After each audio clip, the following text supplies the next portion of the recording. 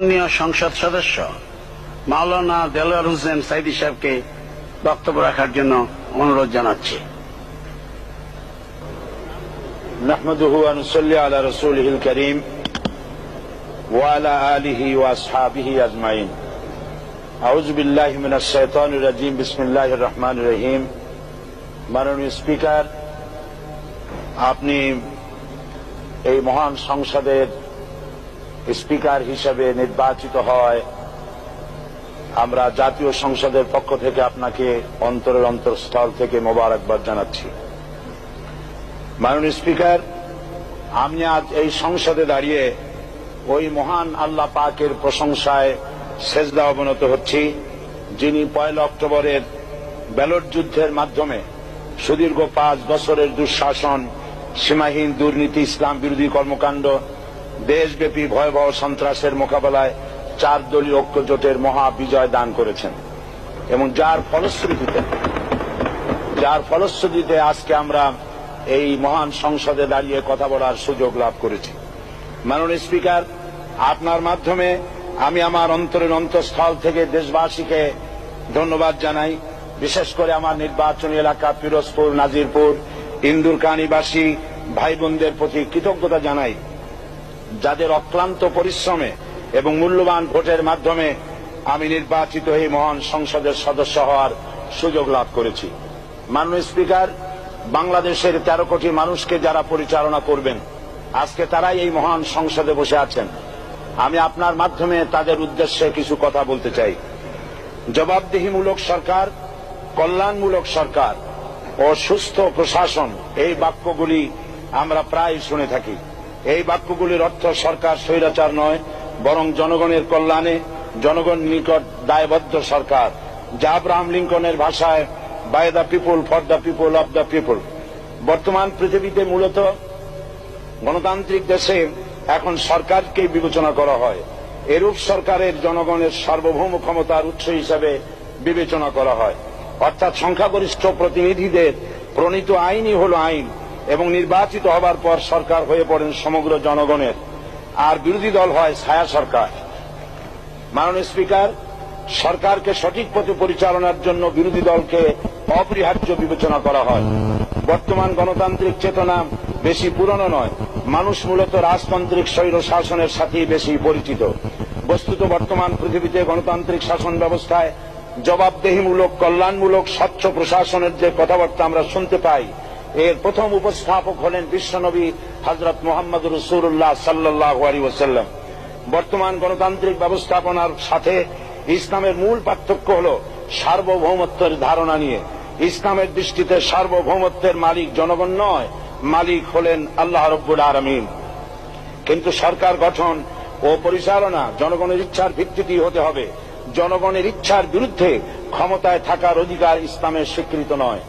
মাননীয় স্পিকার, সাধারণত লক্ষ্য করা যায় সরকার, সরকারি কর্মকর্তা, কর্মচারী বৃন্দ জনগণের উপর নানাভাবে জুলুম, নির্যাতন বা শোষণ করে থাকে। জনগণের খাদেম না হয়ে তারা হয়ে পড়েন জনগণের প্রভু। তারা জনগণের সম্পদকে তসরুপ করে। এই অবস্থা থেকে মুক্ত করার জন্য রাসূল করিম সাল্লাল্লাহু আলাইহি ওয়াসাল্লাম সরকারি কর্মকর্তা ও কর্মচারীদের মধ্যে তীব্র দায়িত্ব অনুভূতি জাগ্রত করে তিনি বলেন, ঘুষ দাতা ও গৃহীতা উভয় জাহান্নামী।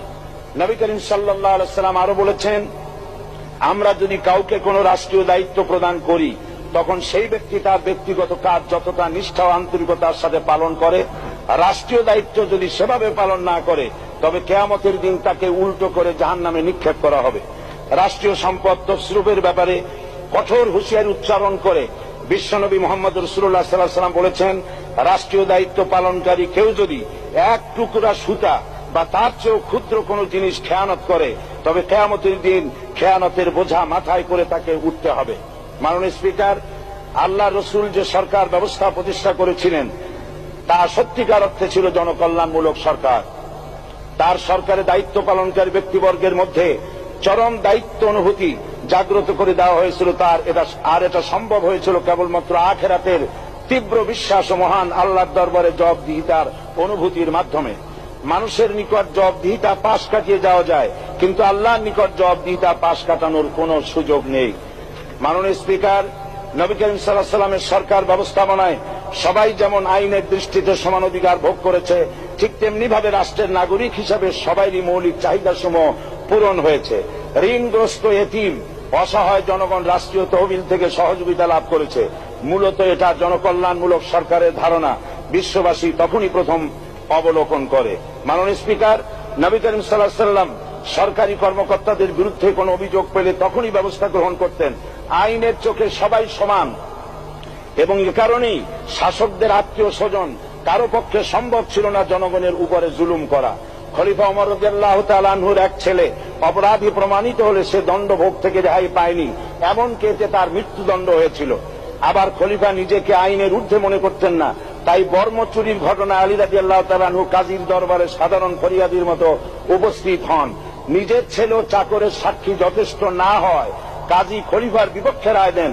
এখানে বিচার বিভাগ ছিল সম্পূর্ণ স্বাধীন এবং শাসন বিভাগের নিকট তার কোনো দায়বদ্ধতা ছিল না। মাননীয় স্পিকার, এসব হলো ইতিহাস। মুসলমান আজ অনুসরণ করতে চায় না তাদের অতীতের গৌরবোজ্জ্বল। মাননীয় স্পিকার, যে জাতির এক পূর্বসূরি মাথায় আটার বোঝা বহন করে নিয়ে চললেন আর বলে গেলেন, মানুষ কেন, ফোরাতের কূলে যদি একটি কুকুরও না খেয়ে মারা যায় তবে এই ওমর রাদিয়াল্লাহু তাআলা আনহুকে কিয়ামতের দিন আল্লাহর দরবারে জবাবদিহি করতে হবে। আর আজ সেই জাতির দায়িত্বশীলরা জনগণকে অভুক্ত রেখে তাদের মুখের গ্রাসে ভাগ বসায়। জনগণ তাদের নিকট উপস্থিত হলে মনে হয় যেন গোলাম প্রভুর দরবারে উপস্থিত হয়েছে, আর অহেতুক উৎকোচ দাবি করে তাদের উপর জুলুম করছে। আর আল্লাহ পাক জালিমকে কখনোই পছন্দ করেন না। মাননীয় স্পিকার, আমি দৃঢ়ভাবে আশা করি এই অবস্থা কাটিয়ে উঠে আমরা রাসূল করিম সাল্লাল্লাহু আলাইহি ওয়াসাল্লাম কর্তৃক প্রদর্শিত রাষ্ট্র ব্যবস্থার অনুসরণ করে একটি সুখী সে তাই আজ পৃথিবীর অধীর আগ্রহে অপেক্ষা করছে ইসলামের আলোকে এমন এক রাষ্ট্র ব্যবস্থার যেখানে দায়িত্বশীলরা আল্লাহ তাআলার কাছে জবাবদিহিতার পাশাপাশি জনগণ নিকটও জবাবদিহি করতে বাধ্য হবে।